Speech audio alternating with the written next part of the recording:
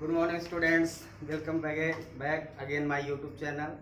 Now, today I will take a science class 10th, an important part, some physics parts, chapter number 10. Some previous topics we are discussed in this chapters. इसके पहले मैंने कुछ चीज़ें जो chapter number 10 है 4 basic lecture बना चुका हूँ, आज 5वां लेक्चर है। तो चैप्टर हमारा 10 है, chapter number 10 light reflection and refraction. तो reflection part are completed, reflection part हमारा कंप्लीट हो गया है। आज मैं बहुत इंपॉर्टेंट रिफ्रैक्शन की बात करने जा रहा हूं। तो रिफ्लेक्शन और मिरर्स, सम न्यूमेरिकल्स क्वेश्चन सभी हो चुके हैं। तो मिरर से रिलेटेड, मिरर फार्मूला से रिलेटेड न्यूमेरिकल्स हमने प्रीवियस लेक्चर में लिया था। मीन्स रिफ्लेक्शन का जो पार्ट था वो हमने कंप्लीट कर लिया है। Today I will discuss refraction. तो आज मैं बहुत इंपॉर्टेंट टॉपिक को डिस्कस करने जा रहा हूं जिसमें रिफ्रैक्शन की बात करेंगे। तो आज मैं जो बात करने जा रहा हूं वो रिफ्रैक्शन की बात करूंगा। इसके पहले मैंने जो डिस्कस किया था रिफ्लेक्शन डिस्कस किया था। So what is the reflection and what is the refraction, दोनों में बड़ी समानता है, ठीक है। तो ध्यान रखना है, हम रिफ्लेक्शन की बात कर रहे हैं कि रिफ्रैक्शन की बात कर रहे हैं। दोनों टर्म बहुत क्लोजली हैं, जिसमें से दोनों की मीनिंग अलग अलग है, वही मीनिंग हमें समझना है।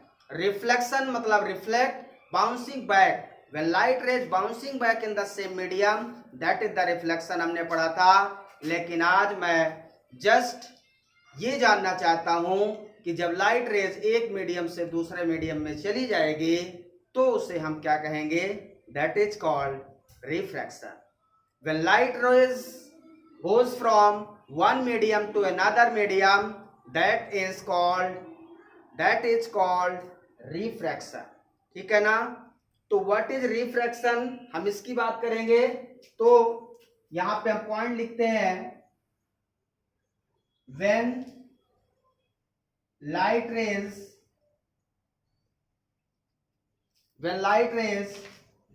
passes through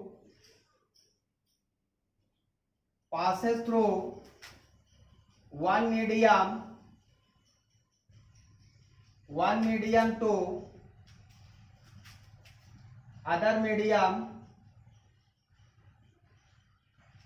other medium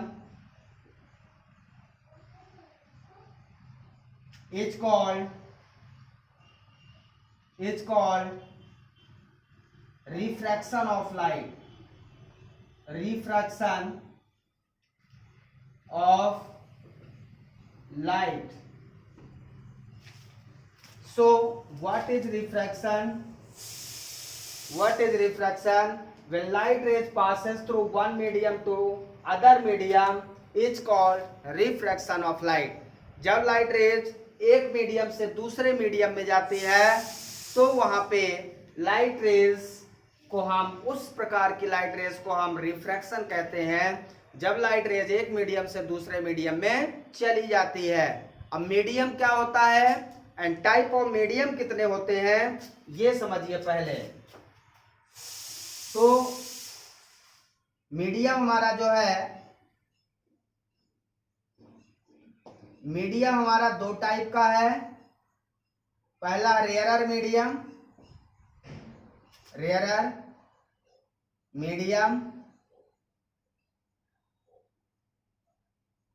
दूसरा है denser medium. Rarer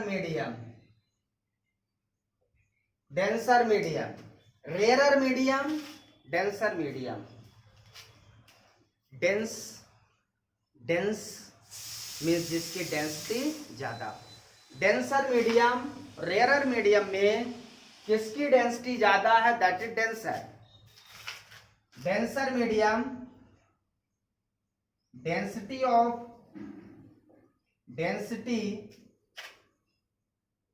of medium is more. इसका density of medium is less. ये हमारा रेयरर मीडियम और डेंसर मीडियम, ये मीडियम किस पे डिपेंड करते हैं? डेंसिटी पे। ऑप्टिकल डेंसिटी इसको हम लिख सकते हैं, इसको हम ऑप्टिकल डेंसिटी भी लिख सकते हैं। ऑप्टिकल डेंसिटी,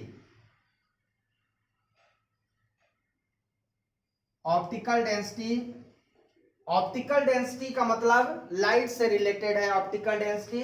तो optical density of medium is more. Denser का मतलब इसकी ऑप्टिकल डेंसिटी ज्यादा है और रेयरर का मतलब इसकी ऑप्टिकल डेंसिटी कम है। तो डेंसिटी का मतलब घनत्व से है, हिंदी में आप समझते होंगे, जो ज्यादा डेंस है उसकी डेंसिटी ज्यादा है। जैसे हम बात करें ग्लास और एयर की, एयर ये हवा है, डेंस, यदि वो डेंसिटी ज्यादा होगी, अब एयर में देखिए मैं हाथ ऐसे करता हूं तो हमारे हाथ में कुछ नहीं लगता, यदि हम ग्लास में ऐसे करें तो ग्लास के आगे आपका हाथ नहीं जाएगा, मतलब वो बहुत ज्यादा डेंस है, ठीक है ना। अब हवा की बात करें और पानी की बात करें तो पानी आपका ज्यादा डेंस होगा, वाटर, ठीक है ना। तो जो डेंसिटी है, समझ रहे हैं, डेंसिटी आपकी जो जितना ज्यादा डेंस होगा वो उतना डेंसर मीडियम कहलाएगा। डेंसर मीडियम और रेयरर मीडियम चेंज होते रहते हैं, ऐसा नहीं है कि वो हमेशा डेंसर रहेगा। जैसे डिपेंड करता है, यहाँ पे जो मीडियम की बात करेंगे, दो मीडियम में कौन सा डेंसर होगा कौन सा रेयरर होगा, उन दोनों में जो डेंसर होगा, दो मीडियम जो लेंगे उनमें जो डेंसर होगा और जो रेयरर होगा वो रेयरर और डेंसर कहलाएगा। कोई जरूरी नहीं है कि उस मीडियम का डेंसिटी इतना होगा, कितना होगा, वो रेयरर होगा ऐसा फिक्स नहीं है, डेंसर होगा ऐसा फिक्स नहीं है, वो उसकी डेंसिटी पे डिपेंड करता है, ठीक है। जैसे मैं यहां पे एयर और दूसरा मीडियम एयर और वाटर की बात करूं तो एयर हमारा क्या रहेगा? रेयरर मीडियम, रेयरर, और वाटर क्या रहेगा? डेंसर रहेगा, ठीक है। यदि हम वाटर और ग्लास की बात करें, ध्यान से देखिए, वाटर और ग्लास ये दो मीडियम लें तो वाटर यहां पे रेयरर हो जाएगा और ग्लास यहां पे डेंसर हो जाएगा। मैं ये बोलना चाहता हूं कि यदि एयर और वाटर ये हमारा फर्स्ट मीडियम है और ये हमारा सेकंड मीडियम है, यदि हम एयर एक मीडियम में रखते हैं दूसरे मीडियम में वाटर, तो एयर हमारा रेयरर होगा तो वाटर हमारा डेंसर होगा। यदि हम वाटर और ग्लास लेते हैं तो वाटर हमारा रेयरर हो जाएगा, ग्लास डेंसर हो जाएगा। बात समझ रहे हैं आप? इस प्रकार से वाटर यहाँ पे डेंसर है लेकिन यहाँ पे रेयरर है। क्यों यहाँ पे रेयरर हो गया? क्योंकि ग्लास की डेंसिटी वाटर की डेंसिटी से ज्यादा हो गई। तो जिसकी डेंसिटी ज्यादा होगी उन दो मटेरियल में, उसको हम डेंसर मीडियम लेंगे और जिसकी कम होगी उसको हम रेयरर। आप समझ गए होंगे, ठीक है ना। तो इस प्रकार से हमारा दो टाइप का मीडियम होता है, रेयरर मीडियम और डेंसर मीडियम। जिसकी डेंसिटी ज्यादा उसको डेंसर मीडियम, जिसकी डेंसिटी कम उसको रेयरर मीडियम कहेंगे। क्लियर है? किसी कोई डाउट है? नहीं है? ओके। अब हम बात करेंगे इसमें रिफ्लेक्शन क्या होता है। ये एक रिफ्लेक्टिंग सरफेस है, इसको बोलते हैं refracting surface, refracting surface, this is the refracting surface. अब यहां पे लाइट रेज आएगी, जैसी लाइट रेज आती है सबसे पहले उस सरफेस पे हम नॉर्मल ड्रॉ करते हैं। क्या ड्रॉ करते हैं? Normal. This is the normal, ये है हमारा नॉर्मल और ये है हमारी इंसिडेंट रेज, इंसिडेंट रे है। ठीक है, दो डायग्राम बनाएंगे यहां पे आपको अच्छे समझने के लिए। तीन डायग्राम बना देते हैं,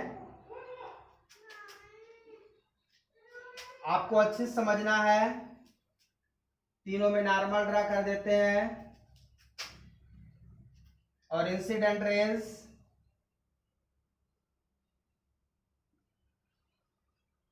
मीडियम का क्या इफेक्ट होगा ये हम जानना चाहते हैं।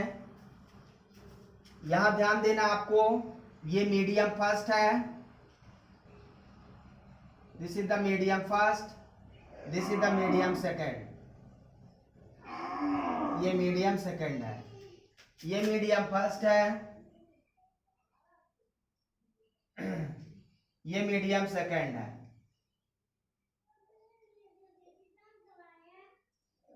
ये मीडियम फर्स्ट है,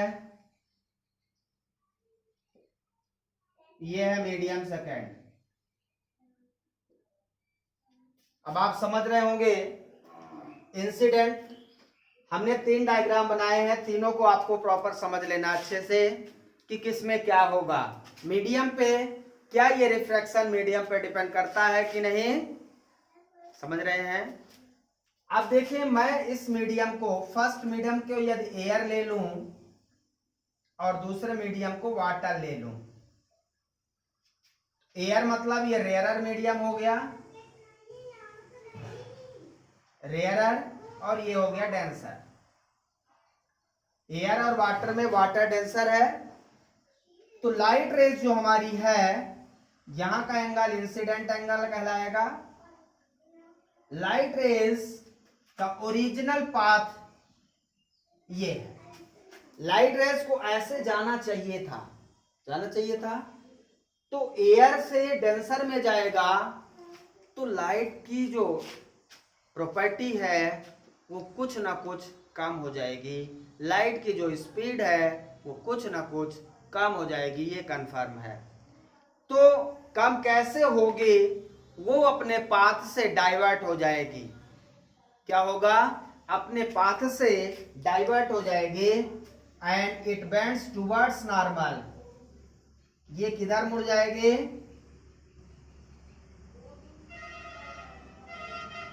इट बेंड्स टुवर्ड्स नॉर्मल, किधर मुड़ जाएगी, टुवर्ड्स नॉर्मल। इस लाइन को कहते हैं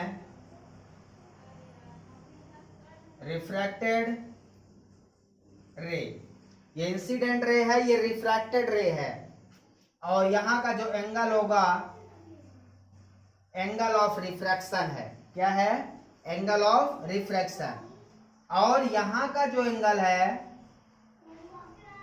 this is the angle which is denoted by delta, which is called angle of deviation, angle of deviation, delta angle of deviation है। अब ध्यान से देखिए, ये दोनों का सम इस आई के बराबर होगा, ये जितना है ये दोनों का आर प्लस डेल्टा, यहां से आप देखें delta plus r equal to i, तो यहां से डेल्टा इक्वल टू कितना हो जाएगा, आई माइनस आर। मतलब जो एंगल ऑफ डेविएशन है वो incident angle minus refracted angle के बराबर होगा, ये चीज ध्यान रखना है। समझ में आ रहा है। एक इंपॉर्टेंट पॉइंट यहां पे ये है कि when light rays goes from rarer medium to denser medium it bends towards normal। ये किधर मूव कर गया है, ओरिजिनल पाथ से नॉर्मल की ओर। ये नॉर्मल है, नॉर्मल किधर है इस मीडियम का, यहां। तो इसको सीधा जाना चाहिए था, लेकिन ये अपने पाथ से क्या हो गया, नॉर्मल की ओर मुड़ गया। ये इसकी प्रॉपर्टी है। तो इंपॉर्टेंट नोट लिखेंगे, when light rays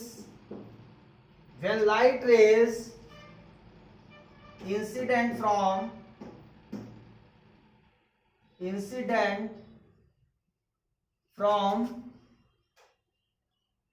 rarer medium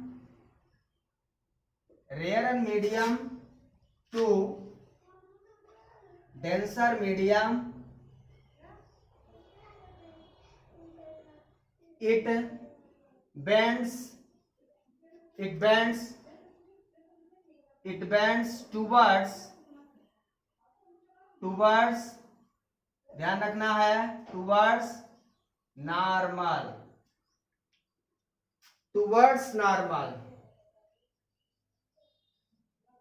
it bends when light rays incident from rarer medium to denser medium, it bends towards normal। याद रखना है, जब कोई लाइट रेज रेयर मीडियम से डेंसर मीडियम में जाएगी तो नॉर्मल की ओर मुड़ जाएगी।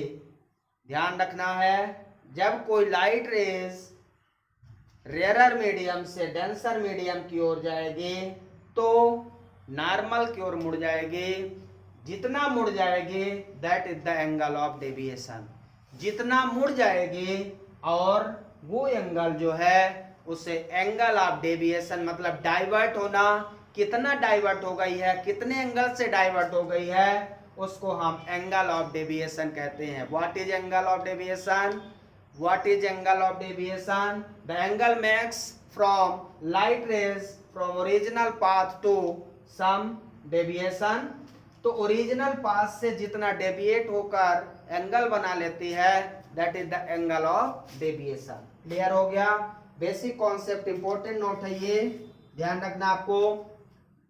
अब हम दूसरे पॉइंट पे आते हैं। पहला पॉइंट क्लियर हो गया, दूसरे पे आते हैं। तो हम मीडियम को, इस मीडियम को चेंज कर देते हैं। इस मीडियम को हम क्या ले लें? ग्लास ले लेते हैं, और इस मीडियम को हम वाटर ले लेते हैं। तो ग्लास हमारा फर्स्ट मीडियम हो गया। तो ग्लास इस समय यहां पे डेंसर होगा। ग्लास कौन सा मीडियम होगा? डेंसर। इसको एयर ले लो, चाहे कोई बात नहीं, एयर ले लो।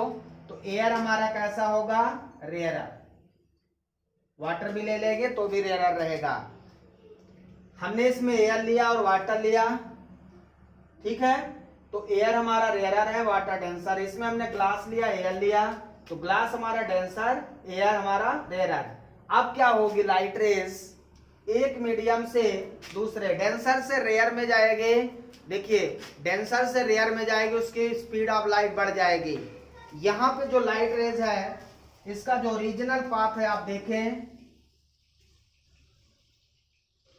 ये इसका ओरिजिनल पाथ है। ये क्या है? Original path, dot dot line. लेकिन जो लाइट रेज है वो बेंड हो जाएगी नॉर्मल से अवे, तो इसका पाथ ऐसा हो जाएगा, दिस इज द, ये हमारा पाथ हो जाएगा। तो यहां से लेके यहां तक का एंगल आर हो जाएगा, और ये एंगल कितना है? ये डेल्टा रहेगा। कितना? डेल्टा। इस लाइन को बोलेंगे रिफ्रैक्टेड रेज। ये क्या है? रिफ्रैक्टेड। अब इस केस में देखें, light rays move away from the normal हो गया है। तो इंपॉर्टेंट नोट यहां पे लिखेंगे, इस पॉइंट का नोट लिखेंगे। When light rays incident, when light rays incident from denser medium to rarer medium, it bends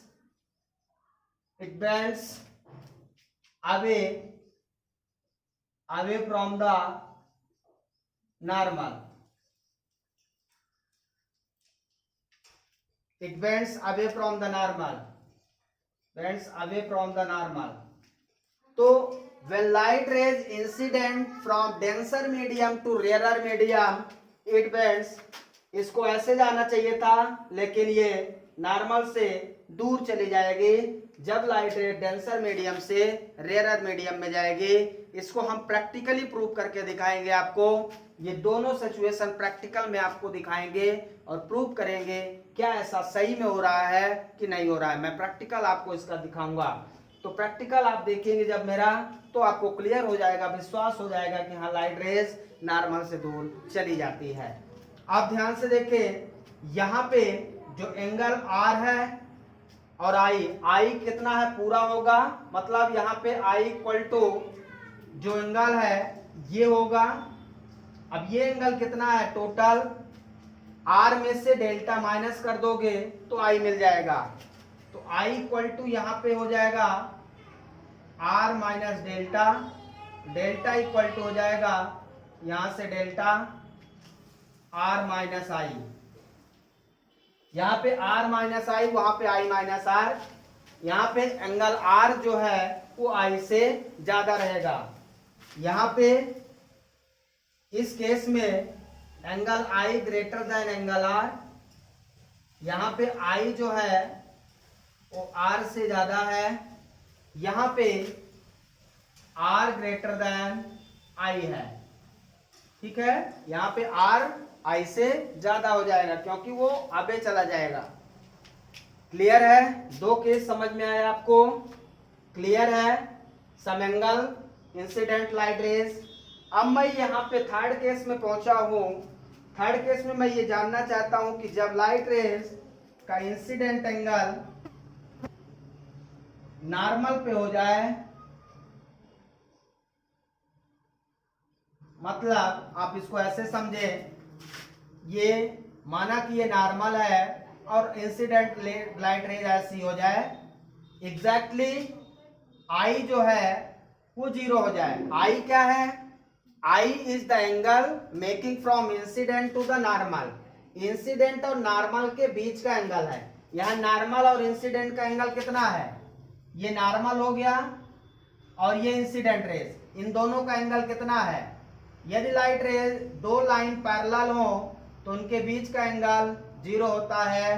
दो लाइन परपेंडिकुलर हो तो उनके बीच का एंगल 90 है। तो यहाँ पे दोनों का एंगल कितना हो जाएगा? 0 डिग्री। तो जब 90 डिग्री पे लाइट रेज इंसिडेंट होगी सरफेस पे, तो वो विदाउट बेंड सीधा चली जाएगी। ये ध्यान रखना हमें। तो ये लाइट रेज सीधा चली जाएगी, लाइट रेज इस तरह से सीधा चली जाएगी। तो यहाँ पे एंगल आई और एंगल आर दोनों जीरो रहेंगे। एंगल आई और एंगल आर जीरो रहेंगे। इस केस में इसका केस हम लिखने जा रहे हैं। तो ये नोट फर्स्ट है मान लीजिए, ये सेकंड है और नोट थर्ड लिखने जा रहा हूं। ध्यान से देखेंगे कहां पे लिख दूं, यहां पे लिख देता हूं नोट थर्ड। व्हेन, इसमें भी ये मीडियम, मान लो ये मीडियम ग्लास है और ये वाटर है, उससे कोई इफेक्ट नहीं पड़ने वाला। अब इस केस में मीडियम का कोई इफेक्ट नहीं पड़ेगा। अभी तक मीडियम का बहुत ज्यादा इफेक्ट था, इस केस में मीडियम का कोई इफेक्ट नहीं होगा क्योंकि एंगल इंसिडेंट एंगल 0 डिग्री हो गया, means exactly normal to the surface हो गया है। तो इस केस में ध्यान रखना है, when light rays incident exactly when light rays incident exactly normal to the surface,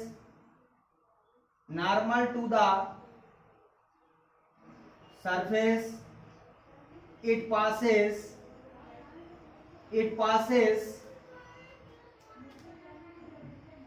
passes one medium to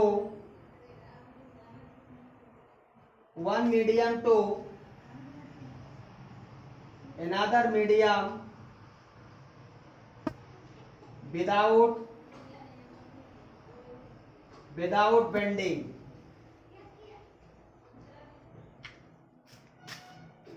ध्यान देना है पॉइंट।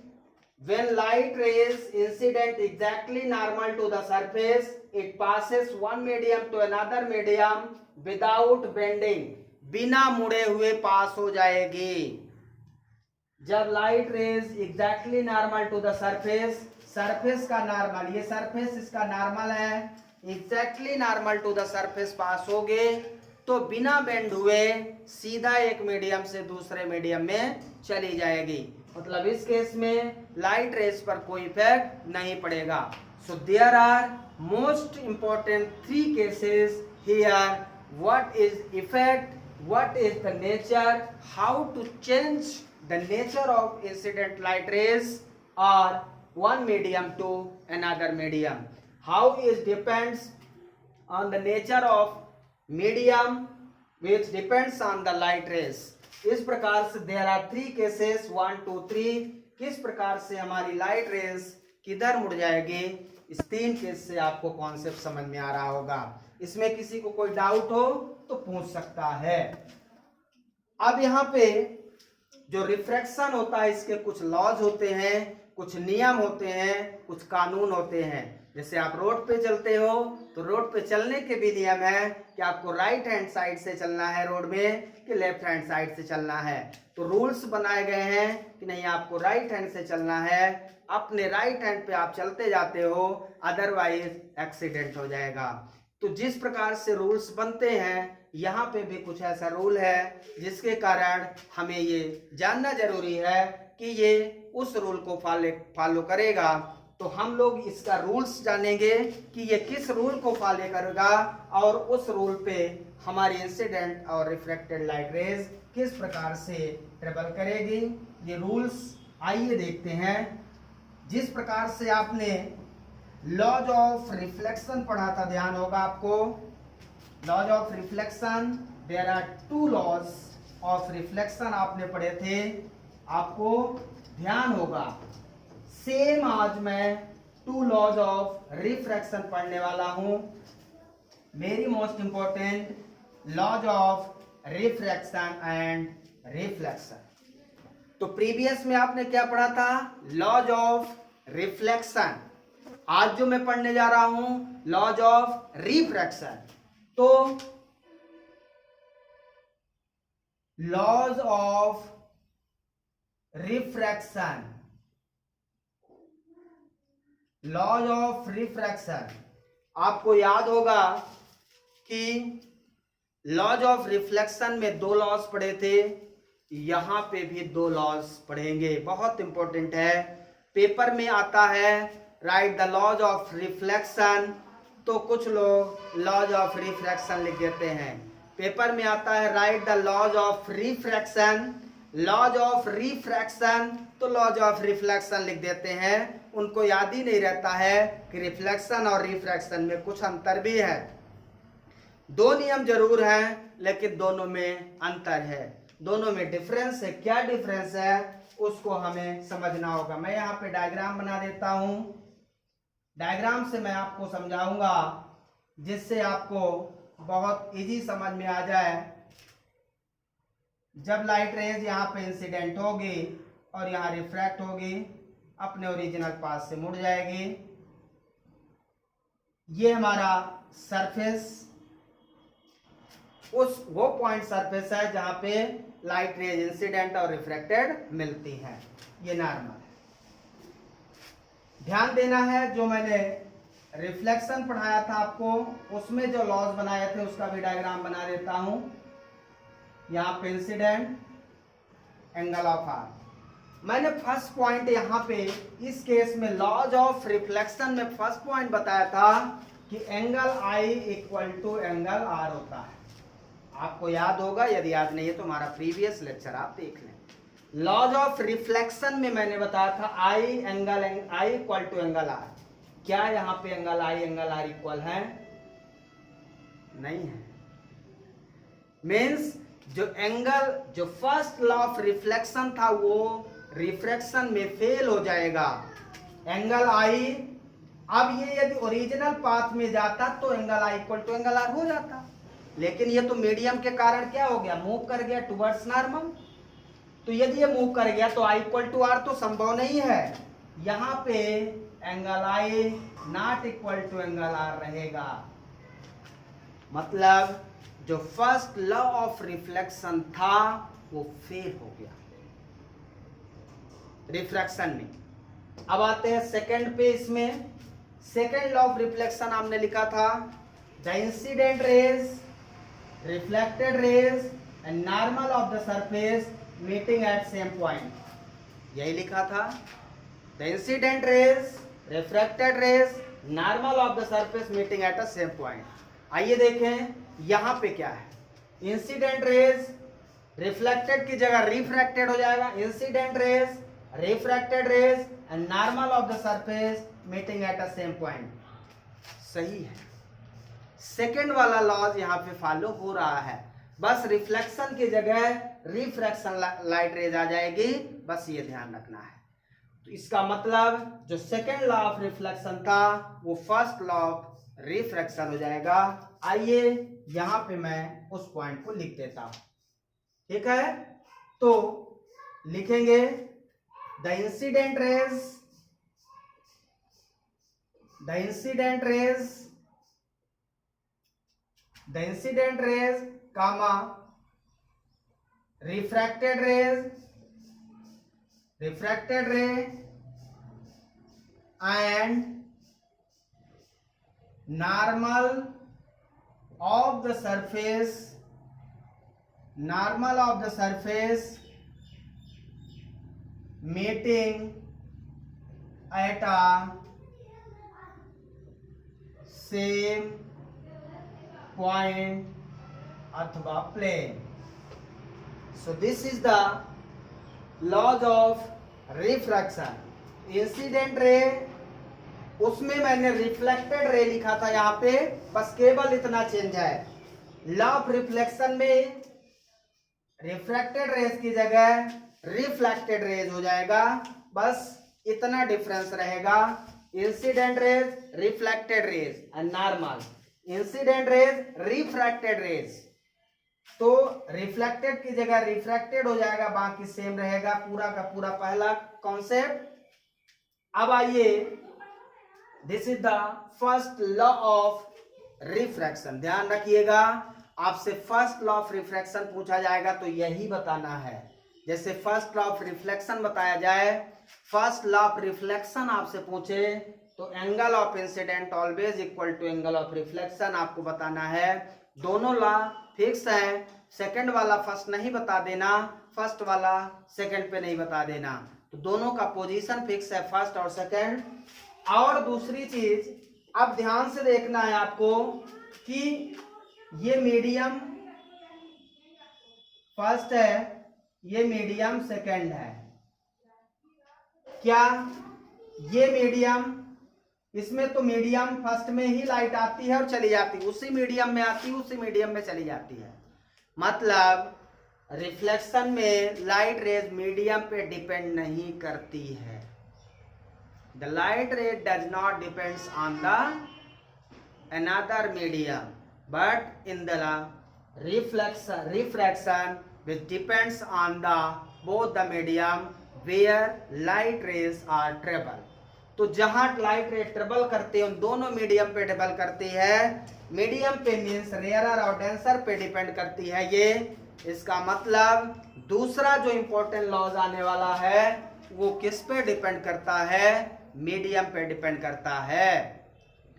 एक चीज ध्यान रखना आपको, एक चीज आपको ध्यान रखना है, जो सेकंड लॉज मैं डिस्कस करने जा रहा हूं उसको आपको विशेष ध्यान देना। यहाँ पे देखिएगा, डायग्राम के द्वारा मैं समझाता हूं। मान लीजिए इंसिडेंट है तो ये एंगल आई और ये एंगल आर, जैसे जैसे हम एंगल आई को घटाएंगे तो एंगल आर हमारा, एंगल आई को घटाएंगे तो एंगल आर हमारा बढ़ता जाएगा, ठीक है, एंगल आर बढ़ता जाएगा। और हम एंगल आई को घटा देंगे, जितना हम एंगल आई को हटाएंगे एंगल आर हमारा उतना बढ़ता जाएगा। इसका मतलब है कि एक को बढ़ाने से दूसरा घटता है एंगल, एक को बढ़ाने से दूसरा घटता, लेकिन जो दोनों का रेशियो होगा ना वो हमेशा कांस्टेंट होगा। दोनों का रेशियो जो होगा हमेशा कांस्टेंट होगा। समझ में आ रहा है? यदि मान लीजिए एग्जांपल के लिए ये एंगल आई है, यहां पे एंगल आई 40 डिग्री है, तो यहां पे ये 30 डिग्री हो गया। आई 40 है तो ये 30, यहां 10 डिग्री का डिफ्लेक्शन मिला। अब मैंने इसको क्या किया, इसको 30 कर दिया, तो ये 40/30, इसको क्या कर दिया 30 कर दिया। अब इसको मैंने 30 किया तो ये जो 40 था ये 30, अब ये क्या हो जाएगा 20, क्या हो जाएगा 20। अब ये और बढ़ाएंगे, इसको मैंने 20 किया तो ये कितना हो जाएगा 10। बात समझ रहे हैं? तो दोनों का रेशियो क्या है, सेम है। दोनों का रेशियो साइन में सेम रहेगा, भले एंगल बढ़े या घटे। क्लियर, समझ में आ रहा है बेटा? तो मीडियम के कारण उसका एंगल चेंज होगा, लेकिन उनका रेशियो जो होगा कांस्टेंट होगा। उसी पॉइंट पे हम डिस्कशन करने जा रहे हैं। So the sine of the sine of angle of, यहां पे जो पहला फार्मूला है वो साइन के साथ रहेगा। The sine of angle of incident, एक चीज यहां पे रेशियो में लिखना पड़ेगा, the ratio of sine of angle of incident, the ratio of sine of angle of incident to the angle of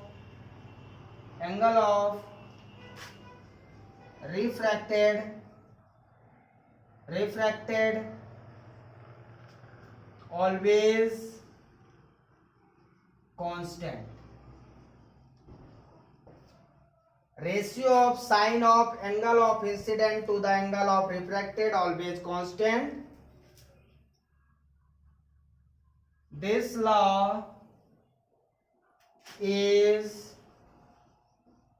known as Snell's law. This law is known as Snell's law. This law is known as Snell's law. What is Snell's law? अब ये ध्यान देना आपको कि एक important law मिल गया है आपको जिसका नाम है स्नेल्स लॉ। तो ये हमारा सेकेंड लॉ हो गया, ये फर्स्ट हो गया। अब स्नेल्स लॉ क्या है? स्नेल्स लॉ क्या है? तो आपने क्या लिखा है, ratio of sine of angle of incident to the angle of refracted. मतलब आपने लिखा है sine I upon sine R equal to constant. आपने क्या लिखा है, sine I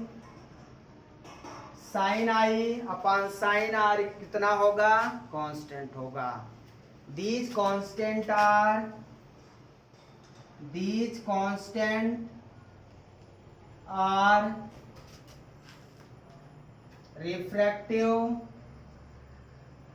refractive index. These constant are refractive index. ध्यान रखना है, रिफ्रैक्टिव इंडेक्स एक नया टर्म आ गया है, रिफ्रैक्टिव इंडेक्स। तो ये जो कांस्टेंट है वो क्या है? रिफ्रैक्टिव इंडेक्स है। So what is refractive index? Refractive index, refractive index को कुछ जगह म्यू से डिनोट करते हैं, कुछ बुक में एन से डिनोट करते हैं। तो या तो आप म्यू से डिनोट कर दीजिए या तो एन से, दोनों से डिनोट कर सकते हैं, ये नोटेशन है। So what is refractive index? Refractive index किस बात पे निर्भर करता है? Refractive index depends on the type of medium, whether the medium are rarer or denser. If the medium are denser, the refractive index is more. If medium is rarer, refractive index is less. Therefore, हमने आपको बताया है कि जो दूसरा है light rays medium पे depend करती है, तो मीडियम को हम किससे परिभाषित कर रहे हैं? वो है रिफ्रैक्टिव इंडेक्स। तो एंगल और एंगल आई और एंगल आर तो कांस्टेंट होंगे, लेकिन वो कांस्टेंट जो होगा वो किस पे निर्भर करेगा? मीडियम पे। ठीक है, तो रिफ्रैक्टिव इंडेक्स हमारा क्या है? Refractive index these refractive index, these refractive index depends on the type of medium,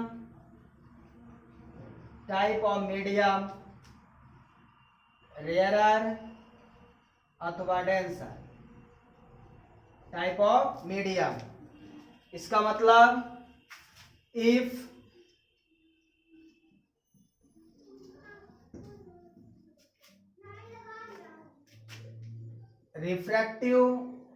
refractive index is more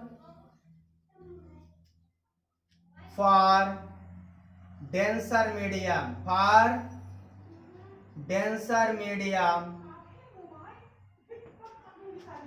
refractive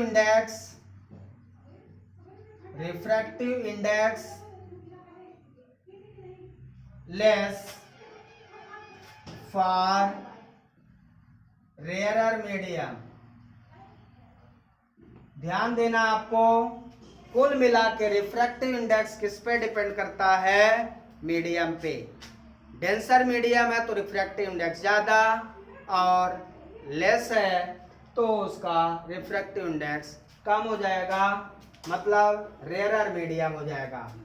तो इसको हम लिख सकते हैं mu equal to sine I या sine I by sine R equal to mu.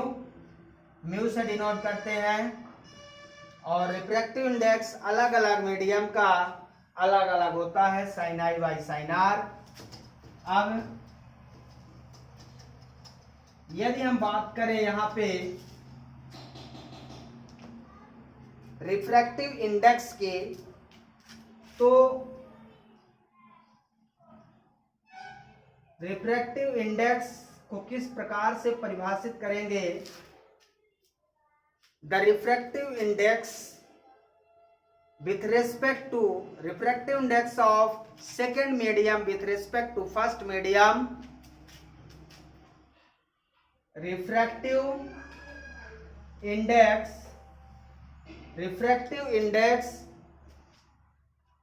Second medium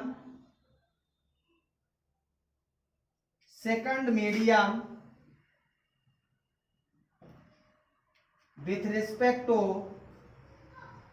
respect to first medium।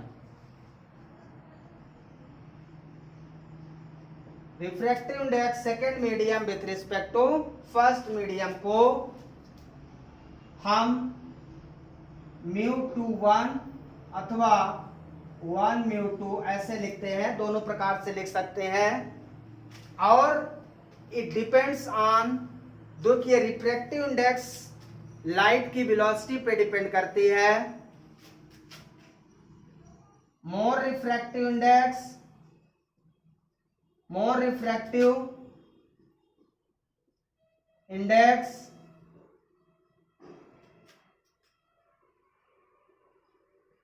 less speed of light, speed of light. ज्यादा refractive index मतलब ज्यादा डेंसिटी है तो स्पीड ऑफ लाइट डिक्रीज हो जाएगी। Less refractive index, more speed of light, speed of light. तो कुल मिला के हम कह सकते हैं mu inversely proportional to 1/v speed of light in medium,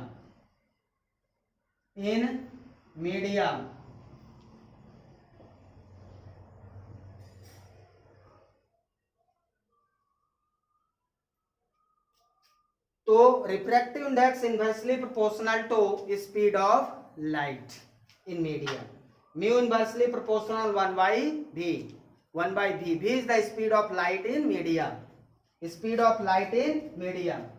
v क्या है? Speed of light, speed of light in medium,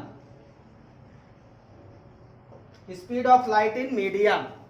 समझ में आया? समझ में आ गया। और इसी को मैं ऐसा लिख दूं mu inversely proportional to 1/c। तो c क्या है? Speed of light, speed of light in vacuum, vacuum मतलब वैक्यूम में, एयर में, स्पेस में। तो ये है हमारा रिफ्रैक्टिव इंडेक्स। अब ध्यान देना है, मैं जो फार्मूला लिखने जा रहा हूं, रिफ्रैक्टिव इंडेक्स 1μ2 इक्वल टू 1μ2 का मतलब है क्या होगा? रिफ्रैक्टिव इंडेक्स 1μ2 का क्या मतलब है? Refractive index of one medium to another medium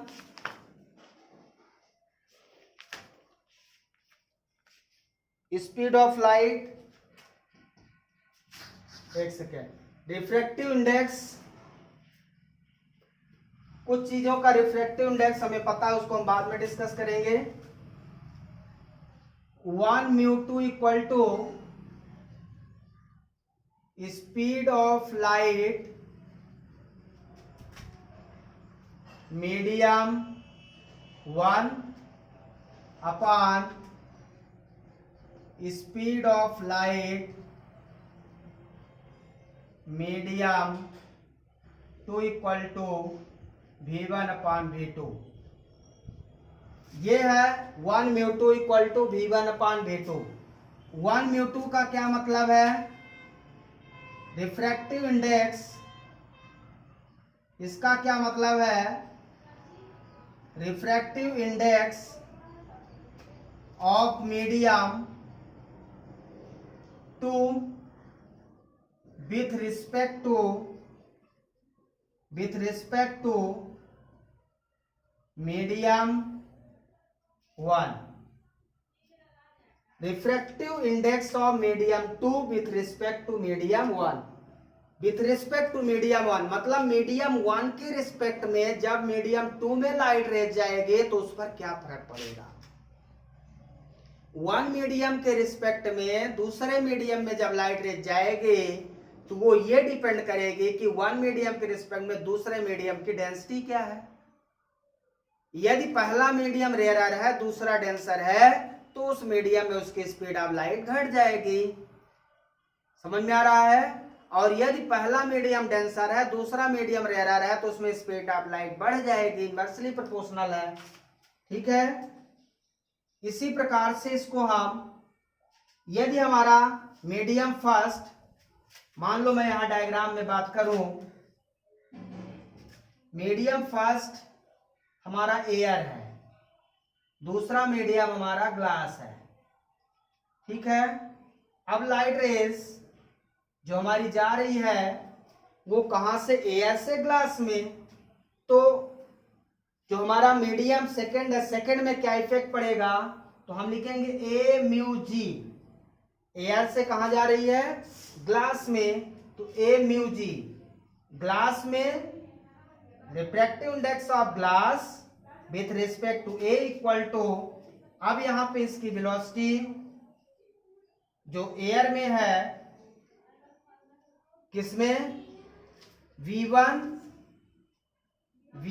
velocity of air upon velocity of glass vg, velocity of air upon velocity of glass. इस तरह से ये हो जाएगा a mu g equal to v a by v g. इसी को हम sine I by sine r भी लिख सकते हैं। समझ में आ रहा है आपको, ये है हमारा ए म्यू जी। जी म्यू है, जस्ट उल्टा कर दें,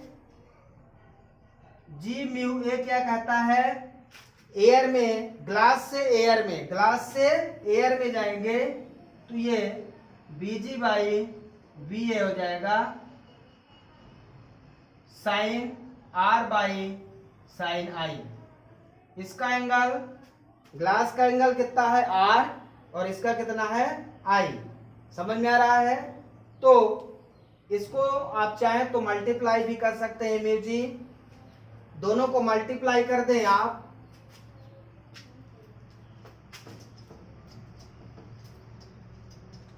दोनों को आप मल्टीप्लाई कर दें,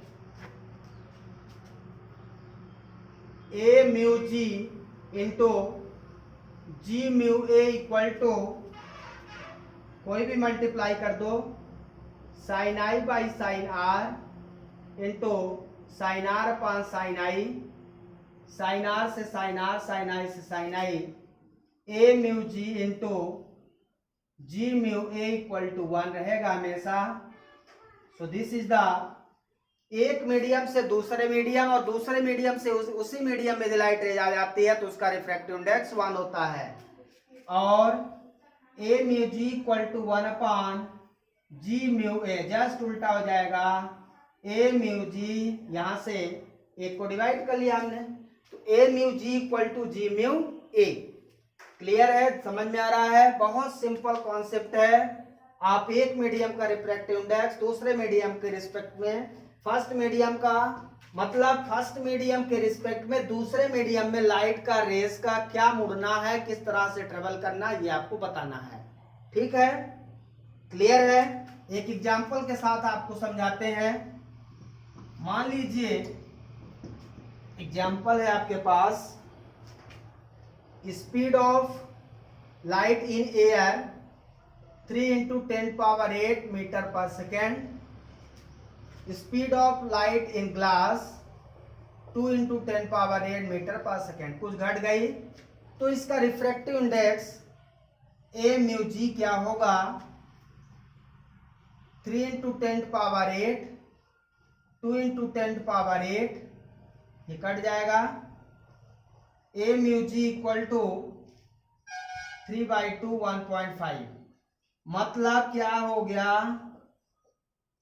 इसका क्या मतलब, रिफ्रैक्टिव इंडेक्स यूनिटलेस है, रिफ्रैक्टिव इंडेक्स यूनिटलेस होता है।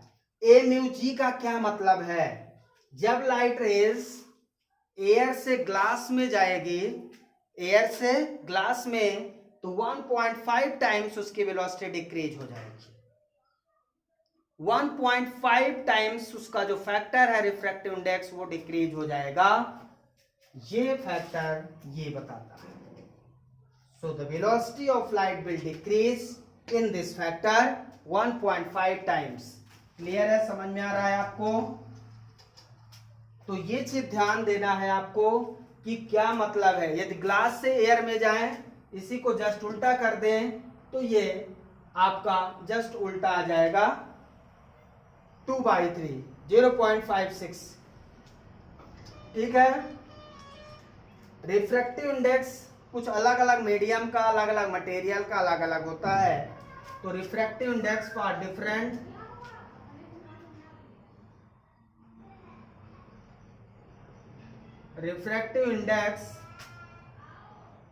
फॉर डिफरेंट मीडियम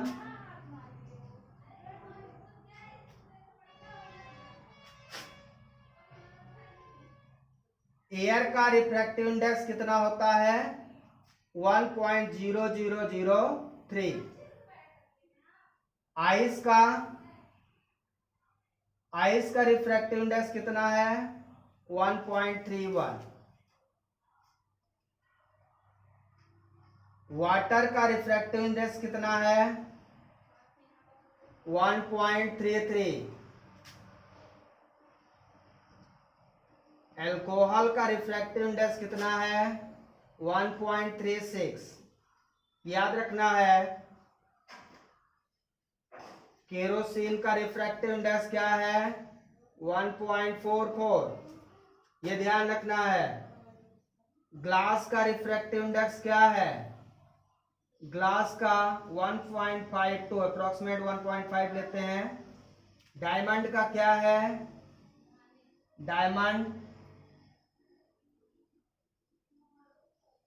डायमंड का refractive index 2.42।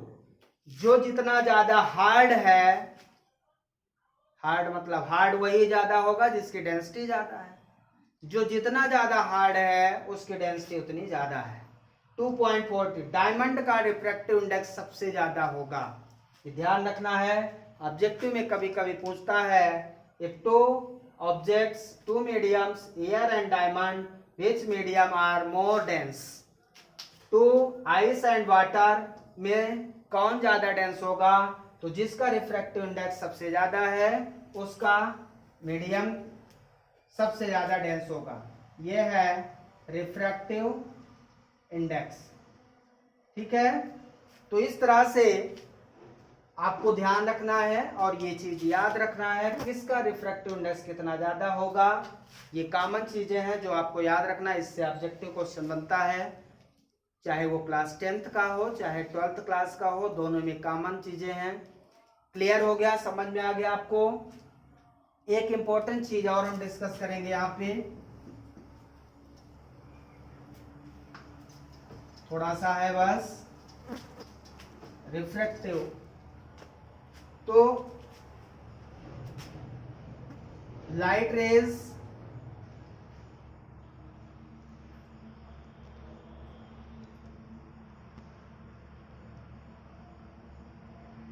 Refractive index of a rectangular glass slab। एक रेक्टेंगुलर ग्लास स्लैब है, उसमें लाइट रेस का क्या इफेक्ट पड़ेगा, लाइट रेस किस तरह से ट्रेवल करेगी, हमको ये ध्यान देना है कि लाइट रेस पर क्या इफेक्ट पड़ेगा। रिफ्रैक्शन थ्रू, ऐसा लिख देते हैं इसको, refraction through a rectangular glass slab. तो रेक्टेंगुलर ग्लास स्लैब में, रेक्टेंगुलर ग्लास स्लैब आप प्रैक्टिकल में देखेंगे। बेसिकली ये एक रेक्टेंगुलर ग्लास स्लैब है, आप देखिए इसको।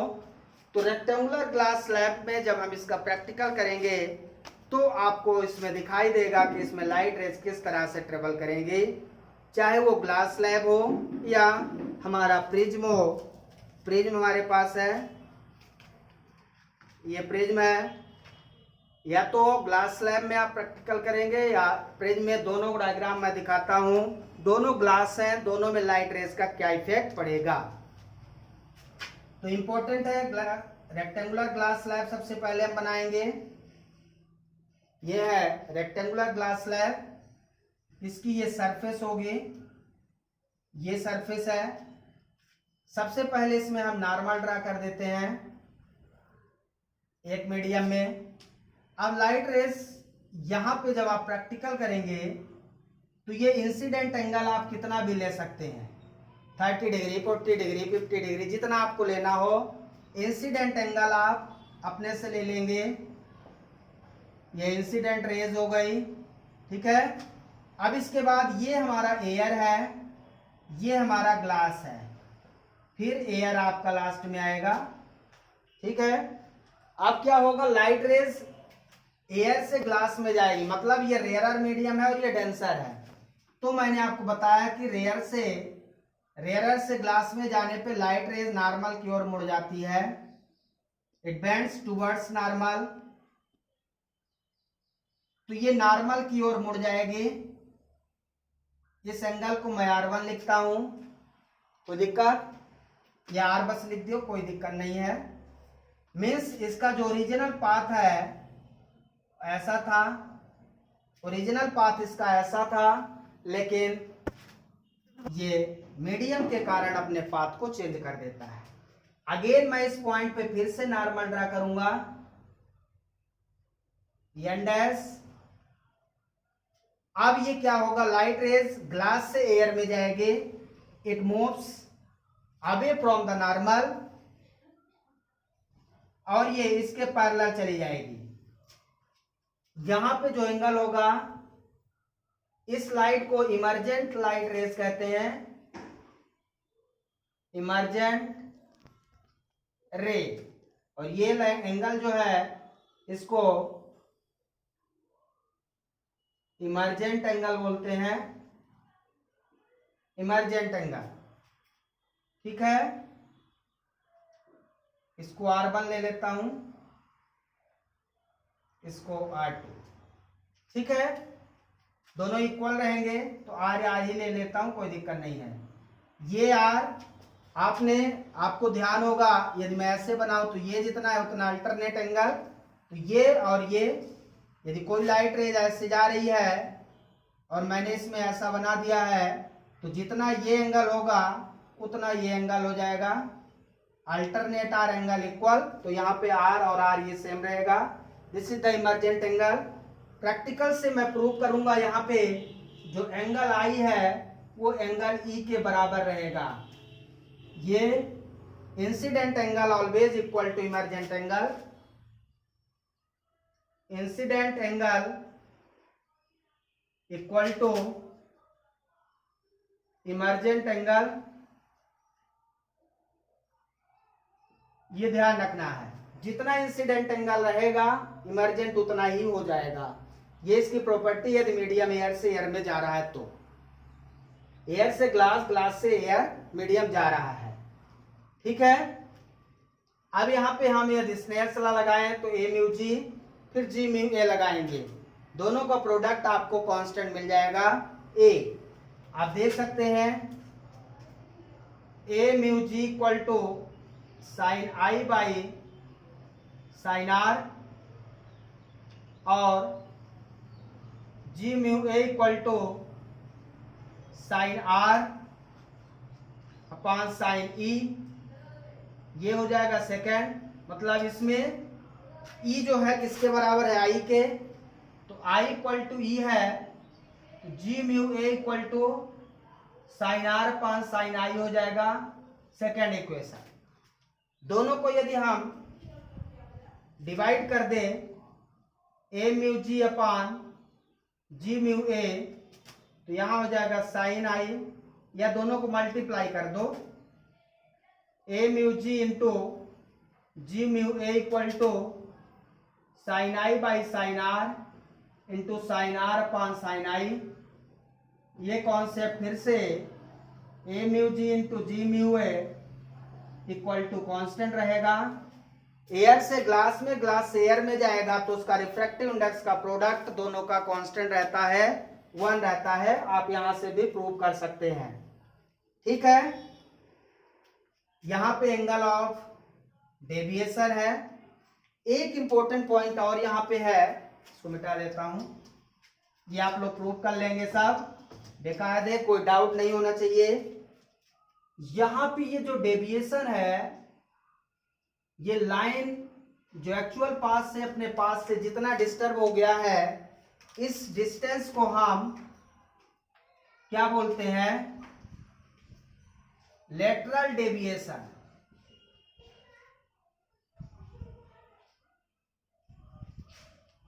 ये है लेटरल डेविएशन।